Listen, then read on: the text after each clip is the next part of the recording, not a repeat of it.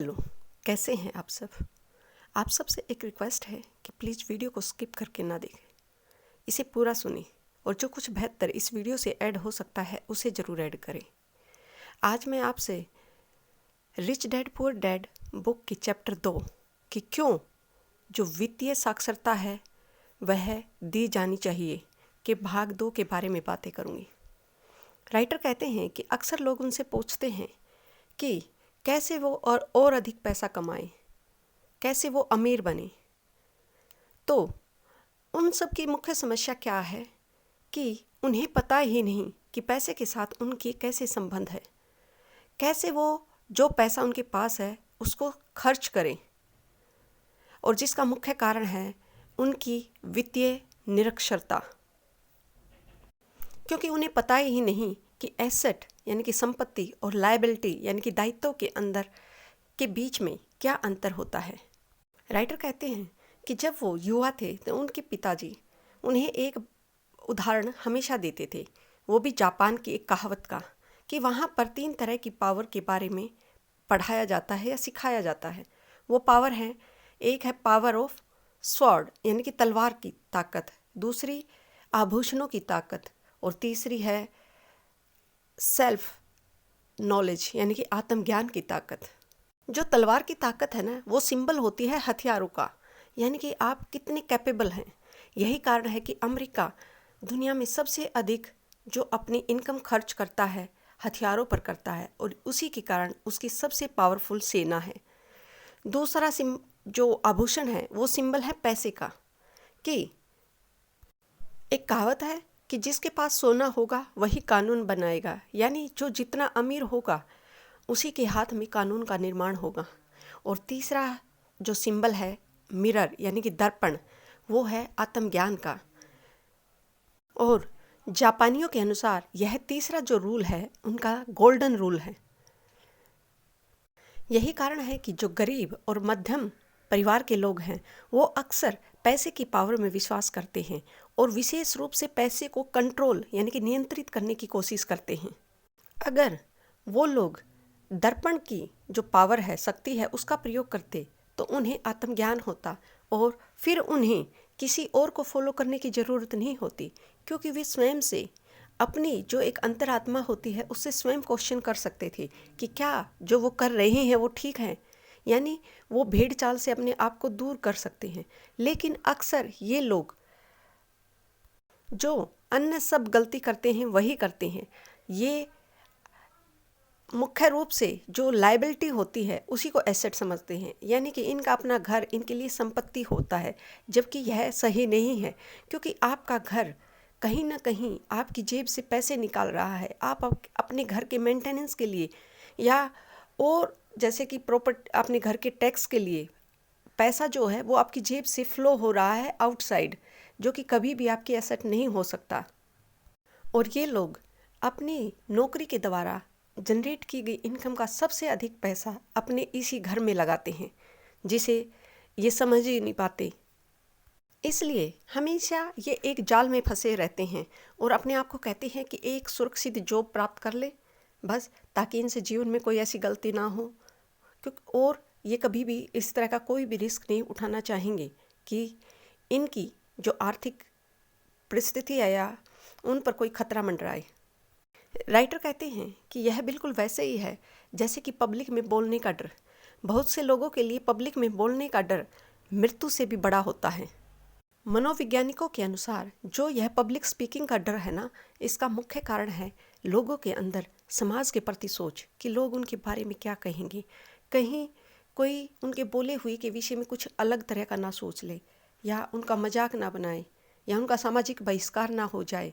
इस तरह की अजीबोगरीब जो सोच है वही उनके अंदर डर पैदा करती है, और यही डर जीवन भर इन लोगों में रहता है, जिसको ये बार बार अपने हर, चाहे वो इनका करियर हो, रिश्ते हों, या और कोई भी कदम इन्हें जीवन में उठाना हो, हमेशा एक शब्द इनकी जीवन में सबसे आगे रहेगा, वो होगा प्ले इट सेफ, कि सुरक्षित खेलें, कहीं नुकसान ना हो जाए।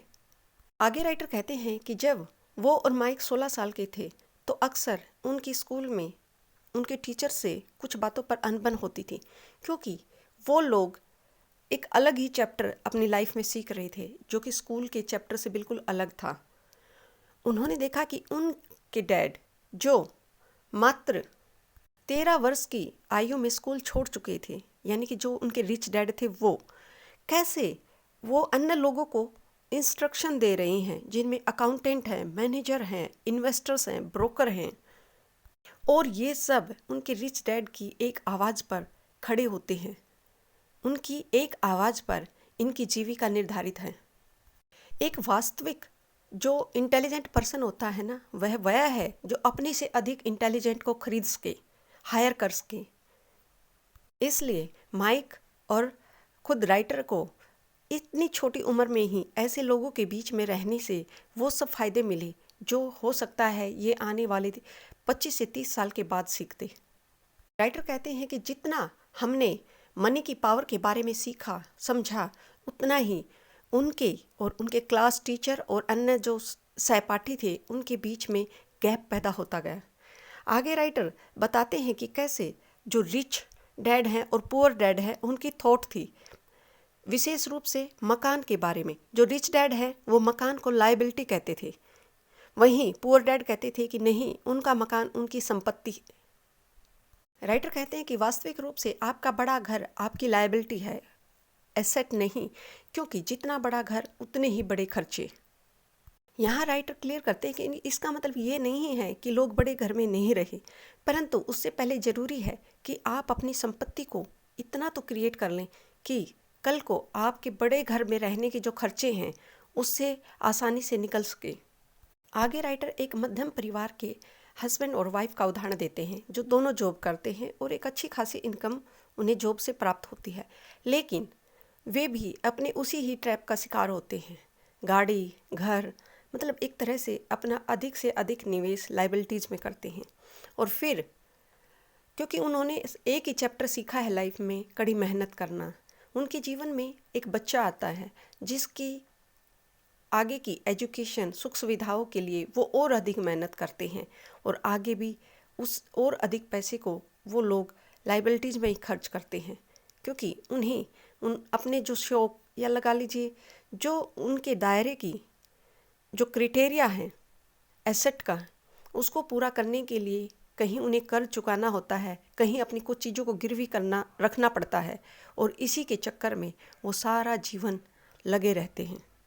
राइटर कहते हैं कि अगर आप स्टार्टिंग में ही एक बड़ा घर लेते हैं तो इससे आपको 3 तरह से नुकसान होता है। एक तो आपका लॉस ऑफ टाइम होता है, दूसरा लॉस ऑफ एडिशनल जो पैसा होता है उसका होता है, और तीसरा होता है आपकी शिक्षा का लॉस। आगे राइटर अपने रिच डैड और पुअर डैड का ही उदाहरण देकर बताते हैं कि उनके रिच डैड की जो इनकम थी ना वो ज़्यादा थी, जबकि एक्सपेंसेस जो खर्चे थे वो कम थे। वहीं उनके रिच डैड सबसे अधिक निवेश एसेट में करते थे, लायबिलिटी में कम, जबकि उनके जो गरीब डैड थे वो लायबिलिटीज़ में अधिक निवेश करते थे। आगे राइटर वेल्थ की डेफिनेशन देते हैं जिसे वो आर बकमिंस्टर फुलर की एक स्टेटमेंट से क्लियर करते हैं। उनका कहना था कि अगर आप अपनी जॉब छोड़कर इतना कमा रहे हैं कि आप अपना मंथली इनकम अपनी संपत्ति से निकाल रहे हैं तो आप वेल्दी हैं। फॉर एग्जांपल, अगर आपकी मंथली इनकम 50,000 रुपये है और आपके खर्चे हैं 1,00,000 रुपये, तो आपने मात्र 50% ही वेल्थ जनरेट की है। यानी आप अपनी नौकरी छोड़कर अभी से अपने मंथ के खर्चे नहीं निकाल सकते। वहीं अगर आपने अपनी जो संपत्ति से महीने में 1,00,000 रुपये जनरेट करना प्रारंभ कर दिया और आपका खर्च भी 1,00,000 रुपये है तो आप वेल्दी हैं। राइटर कहते हैं कि अधिकतर गरीब और मध्यम परिवार के जो व्यक्ति हैं वो चूहा दौड़ में फंसे रहते हैं। वो कड़ी मेहनत करते हैं, कमाते हैं, टैक्सेस भरते हैं, ब्याज भरते हैं, और इसी सर्कल में हमेशा अपने जीवन को व्यतीत करते रहते हैं, जिसका मुख्य कारण है उनकी वित्तीय निरक्षरता, क्योंकि उन्हें पता ही नहीं कि वास्तविक संपत्ति क्या है और लायबिलिटीज़ क्या हैं। इसलिए अगर आप वास्तविक रूप से अमीर बनना चाहते हैं तो सबसे पहले इस अंतर को पहचानिए और अधिक से अधिक निवेश संपत्ति में कीजिए, ना कि लायबिलिटीज में, ताकि आपकी संपत्ति पुनः कैश फ्लो होकर आपकी पॉकेट में आए, ना कि आपकी पॉकेट से जाए। आगे राइटर हमें कुछ क्षणों के बारे में बताते हैं। एक है लेफ्ट हेमिस्फेयर मोमेंट। इसमें राइटर कहते हैं कि नंबर आपको एक स्टोरी बताते हैं, आप उस स्टोरी को समझिए, और जो संपत्ति होती है वह आपकी पॉकेट में पूंजी लेकर आती है, ना कि बाहर। जो आपकी पॉकेट से बाहर पैसा लेकर जाए वो लायबिलिटी होती है। राइट हेमिस्फेयर मोमेंट यानी कि सन, ये इसमें राइटर बैलेंस शीट देते हैं कि कैसे जो अमीर होते हैं और गरीब या मध्यम परिवार के होते हैं उनकी बैलेंस शीट में अंतर होता है। जो अमीर होते हैं उनकी एसेट का जो पोर्शन अधिक होता है, वहीं मध्यम और गरीब की लाइबिलिटीज़ का पोर्शन अधिक होता है। तीसरा है सबकॉन्शियस मोमेंट। यहाँ पर अक्सर जो आम व्यक्ति होता है उसके अंदर एक डर होता है, और वह कॉमन जो समाज की चाल होता है उसी पर चलता है, और पैसे के मामले में अधिकतर सेफ खेलने की कोशिश करता है। राइटर कहते हैं कि अगर आपका पैटर्न ऐसा है कि आप जितना भी कमा रहे हो उसको साथ साथ खर्च कर रहे हो, तो इसका मतलब आप कोई संपत्ति जनरेट नहीं कर रहे हैं, बल्कि आप लायबिलिटीज़ को आकर्षित कर रहे हैं। और यही कारण है कि अधिकतर लोग वास्तविक रूप से पैसे के बारे में नहीं समझते, और वो अक्सर गलती करते हैं पैसे को नियंत्रित करने की। आई होप राइटर की ये बातें आपको पसंद आई होंगी, and thanks for listening to me.